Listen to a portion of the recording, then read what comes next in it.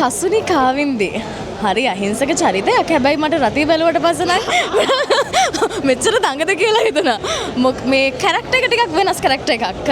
මේක බාර ගන්න ලැබුණාට පස්සේ කොහොමද මේ වැඩේත් එක්ක සම්බන්ධ වෙන්නේ? මේ වැඩේට කොහොමද ඔයා එන්නේ?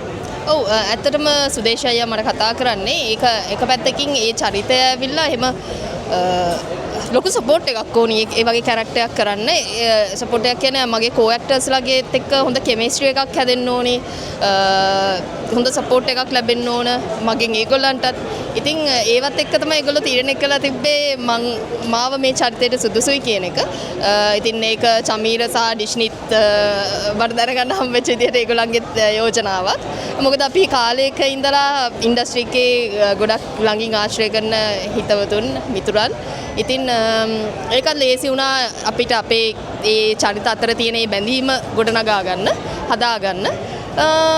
ඉතින් අවශ්‍ය දේවල් සුදේශ අයියත් එක්කත් කතා බහ කරලා චිත්‍රපටයට උපරිම සාධාරණයක් ඉෂ්ට කරන්න උත්සාහ කළා මගේ චරිතය හරහා. දැන් මං කෙලින්ම අහන්නම්කෝ මෙහෙම කතාවක්. දැන් ගොඩක් වෙලාවට බැනුම් අහන්න වෙන චරිතන මේ බැනුම් අහන්න වෙන කතන්දරනේ. එතකොට බය හිතුන්නේ නැද්ද?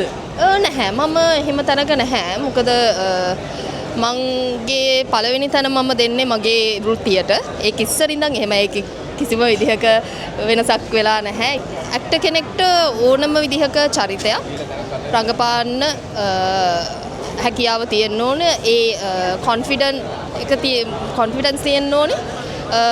කියන එක තමයි මගේ අදහස. ඕනම විදිහක චරිතයක් තමන් කැමති නම් තමන්ට පුළුවන් කියලා හිතනවා නම් කිරීමේ ඒ ගට් එක තියෙන්න ඕන කියලා මම විශ්වාස කරනවා.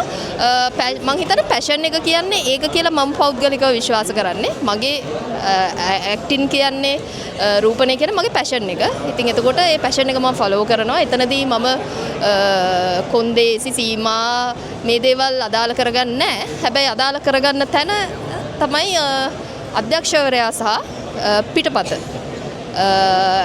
පිටපතෙන් ඉල්ලන ඕනෑම සිද්ධියක් ඒක ඉල්ලනවා කියලා මට තේරෙනවා නම් ඒ මොහොත ඒ පිටපතෙන් ඉල්ලනවා කියලා මට තේරෙනවා නම් ස්ක්‍රිප්ට් එක බලද්දි කියවද්දි මම ඒක බාර ගන්නවා. හැබැයි ඒ බාරගන්නේ තාපව අධ්‍යක්ෂකවරයා මොන වගේ තැනකද එයාගේ නිර්මාණය සම්බන්ධයෙන් ඉන්නේ, එයාගේ අදහස මොකද්ද, එතකොට ටීම් එක මොකද්ද, මේ දේවල් කාරණා ගොඩක් සලකලා බලලා මම බාර ගන්නවා. එතනින් එහාට මම දේවල් හිතන්නේ යන්නේ හෝ ලොකු ප්‍රශ්නයක් කරගන්නේ නැහැ.